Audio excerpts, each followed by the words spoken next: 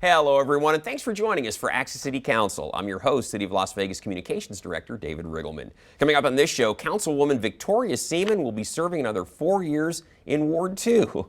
And local animal activists come together to discuss ways to protect pets in our community. Here to discuss these topics and a whole lot more is the Councilwoman, yes, who's going to represent Ward 2 for another 4 years. You know who it is, Victoria Seaman. I guess right off the bat, congratulations. You won in the primary here that took place on June 14th. And in Nevada, if you get 50% of the vote in the municipal races, you're declared the winner. So congratulations. Yes, and I want to thank all the constituents out there for trusting me to serve for another 4 years. I enjoy what I do. I love my job. And I just love being out in the community and making the community better than ever. Well, you work very hard, and that's for sure. We're going to see a lot of that today in the show. I want to tell everybody, too, if they're not familiar with how the whole process works, again, if you get 50% of the vote, then you win. And in your race, that was really something because there were a lot of people running, and usually when you have that many candidates, it's hard. It's hard to get that 50% majority in the primary, but you did. So yeah, there were 6 other people who ran. Yeah, it's a lot. And we just worked very hard in the campaign, as we do, as I do as the councilwoman. We're just out there meeting people and trying to hear the issues and concerns. Yeah, and I think that resonated. Well, and I think that's the whole point of this show, is to help people know what's going on, make you accessible to the people out there. That's the whole point of this. And let's not forget my amazing team. Yeah, exactly. That field all the questions and concerns and address all the issues that take place My in the office ward. staff is really to be commended for the great work that they've done over the past 3 years in, just answering those issues and concerns and navigating people to the right source if we're not it. Exactly. So kudos to them. Yeah, did a lot of that during the pandemic for sure. Yes. Yeah, David McGowan and Brianna Ramirez, they do an amazing job. So. Well, you know Ward 2 very well. That's where I live too, so it's our stomping grounds. But for those of you out there not exactly sure where Ward 2 is located, well, don't worry, we're just going to show you on the map here. It's basically this area that's west of the Rainbow Curve. If you live in that area or work in that area, then you are in the city limits of the city of Las Vegas. And of course, if you're a resident, you are now going to be represented on the city council for another 4 years by Victoria Seaman, because you are in Ward 2 if you live out there. So, well, let's start there. You posted this on Facebook. Speaking of the election, you said, "I want to thank everyone for all your support in this race. I look forward to serving as your councilwoman for the next 4 years." And again, it's a lot of work. I think people, and you can attest to this as someone who's been in elected office before, getting elected is hard, but doing the job is much harder, isn't it? It is hard, but for me, I enjoy it. So I don't look at it so much as a job, but just serving. And as I said, I love what I do, and I think people know that. I think they know that my staff and I love getting into the community and delving into the issues and whatever we can do to make it better. And we'll continue to do that for the next 4 years. I think our goal here, obviously, is to make our council people accessible to the public. Absolutely. Through programs like this and through all of the social media that we do and everything else. And I think that's really one of the messages that resonated out of all of this, is that, we're here, we're listening. If you have a concern, get in touch with us, and we'll figure out some kind of solution. You meet with folks for your breakfast buzz, your small business Saturdays. You're always out in the community listening to what people have to say, and I think obviously the voters and the constituents appreciate that. Yeah, so. One of my favorite things is just having those events, and we have Art in the Park, and we're going to continue that now for the next 4 years. We've got farmers markets and all kinds of stuff out there. Yeah, it's a lot of fun. So good stuff in Ward 2, and I'm going to tell you more about it now. Not yet to Ward 2, but hopefully maybe someday to be out there. The Boring Company's project, this is the Loop project, where they're going to have the tunnels under the city of Las Vegas where the Teslas run through. The city council approved the franchise agreement that allows the Boring Company to take the next step in this project. And this is a big deal because this is going to connect things like the airport down to downtown as well. Exactly. And as soon as they do reach out to Ward 2, I'll be able to come to City Hall. I was really impressed with the boring company when they were building these tunnels and how quickly they built them. Yeah. I actually toured it in the beginning, and it just very impressive. And I think that we're going to be ahead of everyone else because we are kind of the test for this, and I'm very excited about it. I think it'll be great for our city. And if it works, we'll be branching out to the other wards. Yeah, absolutely. It's interesting. There's a small leg that runs near the convention center, and that's what you've toured. You actually rode through the Teslas that go down through the tunnel. And you can zip around. There's no traffic down there. You're just going to get where you need to go. They're saying that when it's finished, you could get from the airport to downtown in just 4 or 5 minutes, which is incredible. It's amazing. Yeah. And like we talked about, what is this going to do for traffic? Yeah. Yeah, it'll let up on some of the traffic that we have and use that. Clean energy. Right. I mean, it's a win-win for our city. I really believe that. A few more steps have to go through the process. There are some plans that need to be approved, things like fire safety, drainage, geotechnical, and then they'll have to come back before the city council a couple more times to have their plans and construction permits approved. So still the time frame is sometime in 2023 they'll actually start expanding that project into the downtown. And they build pretty quick. Yeah, they do. They are quick. Yeah, so looking forward. Stay tuned, everyone. There's going to be We'll all be in the tunnels. a little Tesla coming to you near you very soon. Also, Councilwoman, I love this. You recognize a lot of the people who've made an impact on our community. You did this back on June 16th. Herb Santos Sr., you gave him a proclamation. He was kind of an icon, not kind of, it was an icon in the boxing world. That's right. Served on the athletic commission here in Nevada. Yes, for many years. Yep. And an icon in the community, like you said. Well, big deal because we have so many championship fights that take place in Las Vegas. So you want to make sure all of that's regulated properly, that everything's above board. And Herb was one of the people that stayed on top of all that for all those years. That's correct. And he's got 2 amazing sons who are both attorneys and very active in the community as well. That's great. Well, congratulations to him, and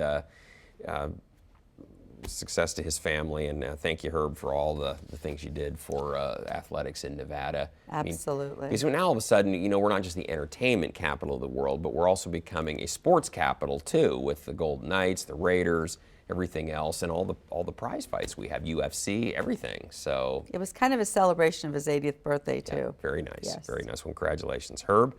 And you also recognized an organization been in business for 40 years. Hard to believe. These guys don't seem like they're that old, but you posted this on Facebook. You said, "It was my honor to present a proclamation from the City of Las Vegas proclaiming June 9th, 2022 as Rich Whiteman and Company CPAs LLC Day in the City of Las Vegas, celebrating their 40 years in business." That's a long time. It is. And they got the special proclamation from the mayor. I presented the mayor's proclamation. You were taking care of that for her. Very nice. Yeah, very nice. absolutely. So they have been an amazing business in this city. And again, it was great to present them with something and show recognition for all their hard work. Yeah, absolutely. In the interest of full disclosure, I've known John for many years, myself, John Whiteman, and he's a big supporter of the soccer community here. Our sons played together, but also John and company and Rich Whiteman and company, big supporters of UNLV and the university in many ways. So they are not only great CPAs, but they're great community supporters, especially related to the university. So congratulations to them, and celebrating 40 years again. John, I can't believe it's been 40 years all of a sudden, so it goes by quick. And speaking of 40 years, Councilwoman, our own Department of Public Safety here at the city celebrating 40 years of service to the city. Yes. So, yeah. And they do a fantastic job. 40 years is a long time. Yeah, it sure is. Sure is. They provide service, if you're not familiar. People are sometimes confused what's the difference between them and the Metropolitan Police Department. But our marshals, there's three functions. There's the jail, as you see here. Our correction officers. The correction staff. We have our animal control unit. That's right. And then we also have our marshals. Now the marshals, like as you see here, patrol city facilities, city parks, city trails, keep them safe. Of course, our corrections officers are responsible for maintaining safety within the jail. And then our animal control officers obviously are in control of making sure that our pet population here is safe and also being taken care of if people are not responsible with their animals. So a lot to celebrate, 40 years. Yeah, here they are. And it used to be known as the Department of Detention and Enforcement. When I first came to the city, we called them D&E. And sometimes that still slips out, but they changed the name a few years ago to Department of Public Safety, a little more descriptive of what they do. And yeah, congratulations on 40 years. So our marshals also, Councilwoman, in addition to helping with city facilities, also with Metro patrol places like Fremont Street Experience. Yes. And that's something that we have a good partnership with Metro. We do. And our presence, the Marshal's presence is obviously on Fremont Street in the downtown as well. It's very important for downtown. It is. Absolutely. No question about that. So now, not celebrating quite as many years, but still a big anniversary coming up here, or had a big anniversary. You posted this on Facebook. You said, it was an honor to lay the wreath at the 20th Annual Lakes Memorial Day Ceremony. And this is quite an honor. This goes back, as you say, 20 years, but this is a big deal because it's a very solemn ceremony where they'll lay the wreath on the waters we're going to see to remember all those who died. Yeah, this for is our country. very special. This was my 3rd year involved with it, but the city partners with the American Legion 76 Post, and they do an amazing job of putting it together. We sponsor it, but they do all the work. And it's a special, special day. And I love doing this and love partnering up with them. Yeah, it's unique. Of course, on Memorial Day, there are ceremonies that take place across the valley, generally at cemeteries or at memorial chapels. But this one takes place out on the water, kind of in that Navy tradition of laying the wreath on the water. It's very special. It is. It is. Very special. Good crowd out there this year? Very good. Weather was cooperative. Very good. Actually, the 3 years that I've participated, I've seen a pretty big crowd. Yeah. And I hope we continue. Yeah. It's a great event for people to come out and actually remember why we're honoring the day, recognizing the day. Yeah, exactly right. Well, my dad was in the Navy, and so that always as our parents were, and special because that laying of the wreath obviously means something special to someone who's been in the Navy. And they do a lot of great stuff. I want to mention too, the lakes also has the Festival of Lights, the Parade of Lights on the lake in December at Christmas time. And that's always a nice tradition as well. Yeah, the lakes is very active in festivities. Right. And I'm excited because I'm hoping this year we can bring back the bleachers. We weren't able to do it last year because of COVID.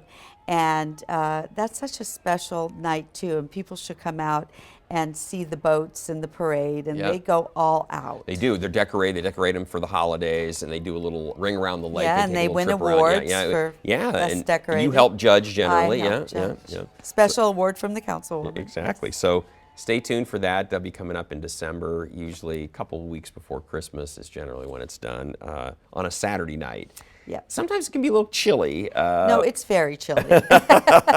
So you will dress warm. On that one, don't have that problem at Memorial Day. So. No, the weather was beautiful. And well, that's good, and I'm glad that makes for a special occasion then. And then, Councilwoman, we're going to talk animals for the rest of the program here. Some things we want to mention for sure. Now, you recently toured the Hearts Alive Village Animal Clinic. I was not familiar with the work they did there.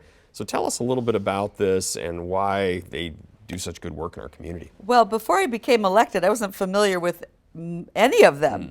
And this is a special one because they actually, their specialty is a lot of dogs who probably hard to adopt out because of their age or their health. And they take them in and they provide medical, they have a food bank. These are amazing places to go and get familiar with. You know, it sounds like this one too. These are pets probably that, like you say, that are going to be euthanized. Yeah, and are in poor health or just old. And they'll take care of them, and they'll find them homes. As opposed to just, sorry, we don't need you anymore. I know. So that's always sad. So they're very special in my heart. Okay, well, very good, and glad for the work that they do.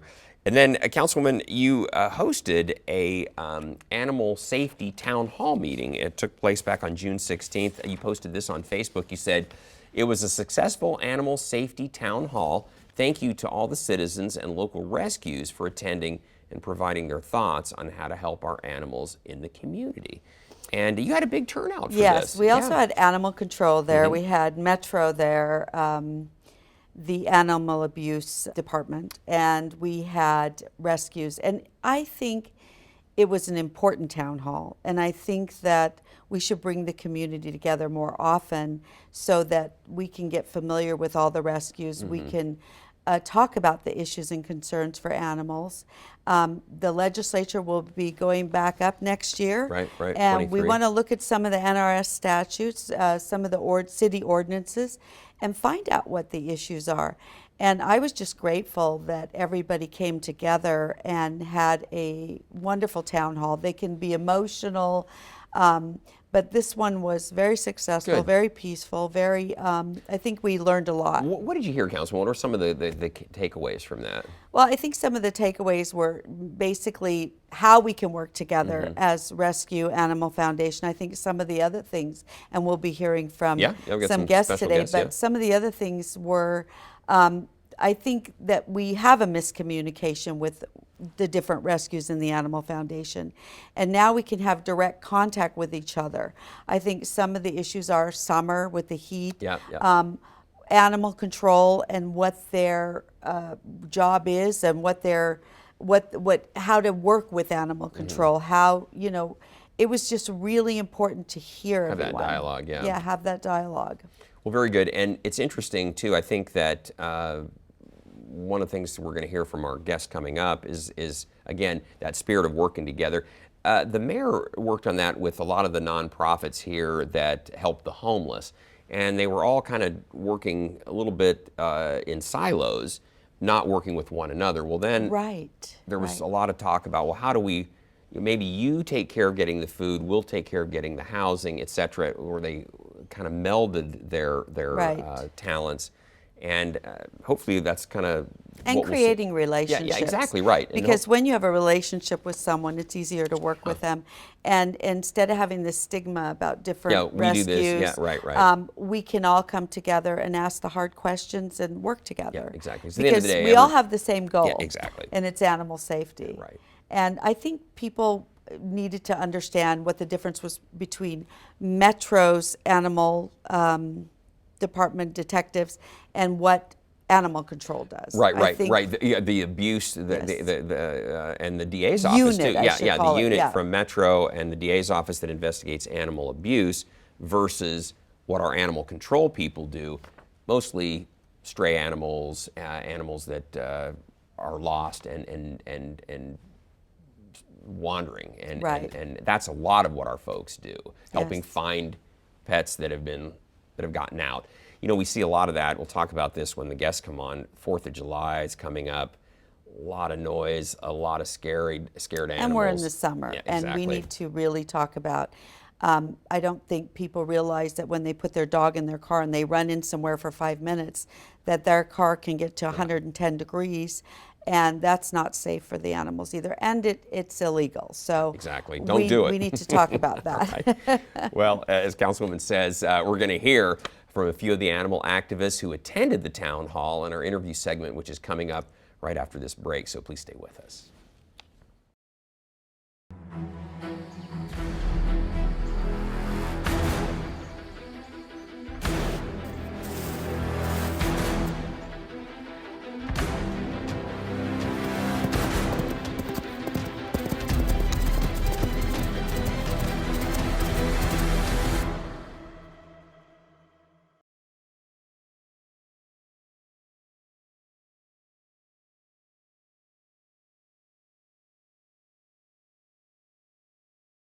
Hello everyone, welcome back. In our community, we have many activists who are caring deeply about our animals and their safety. And with us today are a few of those folks. We have Hilarie Gray from the Animal Foundation, also Lori Heron with the Nevada SPCA.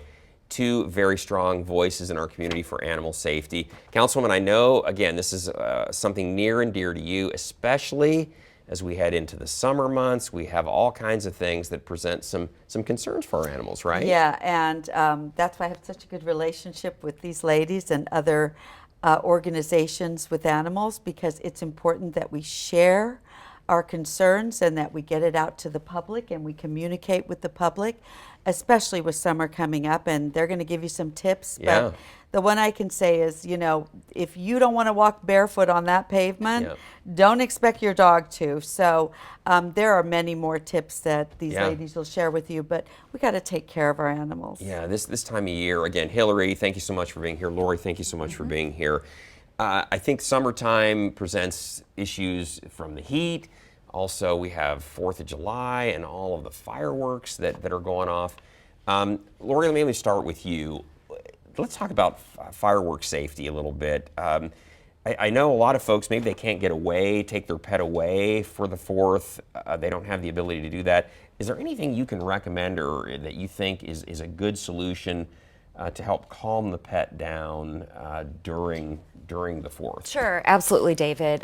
Well, the first thing that I would recommend is if you have an animal that's afraid of fireworks, stay home. And I know that a lot of people are not practically going to abide by that. So then what I would recommend is don't have your animal outside. I mean, we've seen instances in the past where the animal gets scared and jumps a fence, and then it shows up at our shelters. And also make sure that your animal has identification in case it would get loose. I mean, we've had instances where somebody was keeping an eye on their animal and it escaped from a 4th of July party. Keep the animal inside, play calming music, keep a television on, make sure they're in a room where they can escape. But again, my biggest recommendation is if you have an animal that is afraid of fireworks, don't leave them on the 4th of July, stay home. Hilarie, what are some other thoughts as far as safety during the summer months? I think this is really a concern. Just we have heat, and there are some magic numbers too of temperatures that people really need to be paying attention to. Yeah, absolutely. You know, like Councilwoman opened up with, like you have to watch the heat when you're going and taking your dog out for a walk. You want to make sure that that pavement is all right. You want to go early in the morning before it gets really hot or after the sun goes down. You want to make sure that you always have your pet with plenty of water, with shade, all of those things. You know, for their safety, keep them inside if you can. You know, an air-conditioned pet is a happy pet when we get the temperatures For sure. get high. Oh, for yeah. sure. Or we all, you know. You know, if you do want to take your pet outside and you're unsure for a walk when it's a little cooler and you're unsure about the pavement, you can buy those little booties that they can walk with. I mean, I know I had them for my little Blue, and they may not like them, but they'll walk in them, and then they're not touching that hot pavement. There are things you can do too that the animals will love, like for the pets in the shelter. We have puppy pools when we have play groups, so they can splash around. Lots of frozen treats. The very favorite thing is a frozen Kong stuffed with peanut butter. Like all of those things are That'd be a big hit, cooling yeah. as well as enriching for the I gotta get animals. some of those from you. Yeah, no, great things. You know, when we're out at events too, a lot of the things that we'll do, even in the morning, is we'll bring out those puppy pools. We'll bring out our volunteers, make popsicles and things like that for people that are out in the park with great. their pets. That's great. Yeah, it's really important. I think while I have you two here, I want to talk about something very important in our community. I know it's pet overpopulation in our community. I know that's really kind of the heart of so much of the issues that we face. Both your organizations do adoption events where animals are available. Lori, your organization just had one of those adoption events. You have, how many animals are you always on a given basis you're trying to find homes for? How many? I mean, I know you've got more animals than we have availability of places to go, right? So David, capacity at our shelter is 250 animals in any one day, and our goal is to get them into a loving home as quickly as possible. We are in crisis right now, and we have 65% of Nevada SPCA's intake are owner-surrendered animals. And we are receiving more owner-surrender requests than we did during the pandemic, and I think it's because of the economic crisis, that people are in financial need, they're making more movement in their family. We're seeing a lot of moving, a lot of eviction, and for every animal that goes out the door, it frees up space for us so that we can bring in another animal. And it's, we unfortunately are in kind of a have and have not society right now, and we really encourage those that are the haves that can bring a homeless pet into their home from any of the multiple organizations, not only Nevada SPCA, but the Animal Foundation and lots of other rescues. I mean, please think about that, because we are in crisis right now. Lori, I've heard so many of you talk about that, and we know that here at the city, obviously through our animal control unit. Hilarie, talk more about that. I mean, people may not understand just how much of a crisis, as Lori's indicating, we face in this community with the pet overpopulation. Your pets are not spayed or neutered, and there's all of a sudden a population that now nobody seems to want, and then that creates some terrible circumstances. Yeah, it's tough. As Lori mentioned, summer is generally a tough time too, because it's kitten season and all of the economic factors. The housing crisis has created a lot of issues. We hear from all the rescues that we work with that they are also very overloaded right now. People in tough circumstances. At the Animal Foundation, we have some programs for people that are going through something that may just need a little help to be able to keep their animal. Yeah, we've talked about that in the past. That is a great resource. Hilarie, touch on that. We're running out of time, but to touch on that availability. We have a program called KEPT that's kind of part of our admissions process. It's keeping every pet and person together, where you may be in a crisis where you just need help with some pet rent, a little bit of pet food, low-cost veterinary care, and that's all it would take to say, hey, I would really love to keep that family member. Keep my dog. And that's always going to be the first choice if we can do that. But as Lori said, to get pets homes as quickly as possible, because we're also the public shelter at the Animal Foundation. Besides owner surrenders, we see lots of strays and strays that don't get reclaimed. So after 4th of July, really make sure that you have identification on your pets, even if it's just writing your number with a Sharpie on their collar, so that we can find you if your pet comes to us. Great advice, because so many, they get scared and they run, and then they end up at the Animal Foundation. So, well, Lori, Hilarie, thank you so much for being here. Very informative. You guys are doing great work. Can they in the give community. out their information so if people want to? You know what? We'll post it. We'll Okay, post it on, because we are running low on time here, Councilwoman. The Animal Foundation and Nevada SPCA, thank you for the work that you do. And Councilwoman, I want to tell everybody out there, hey, we always want to hear from you too. If there's something you'd like to share with Councilwoman Victoria Seaman, you can find her on Facebook, Twitter, and LinkedIn. You can also contact her just by picking up the phone, 702-229-2420, or send her an email. The address is ward2@lasvegasnevada.gov. And she or one of her great staff will get right back to you. So, Councilwoman, thank you so much. We'll see you back in 6 weeks. Hilarie, again, Lori, thank you for being here. Thank and you. Again, success to your organizations. And I want to tell everybody out there, don't miss our next show beginning on July 7th with Ward 5 City Councilman Cedric Creer. You can catch all of our KCLV shows now on Apple TV, Roku, and Amazon Fire. Also, watch for our QR code during the closing credits of this show to download and subscribe to our newsletter. And don't forget, you can also watch us live on the internet at kclv.tv. Thanks for joining us, everyone. We'll see you next time around.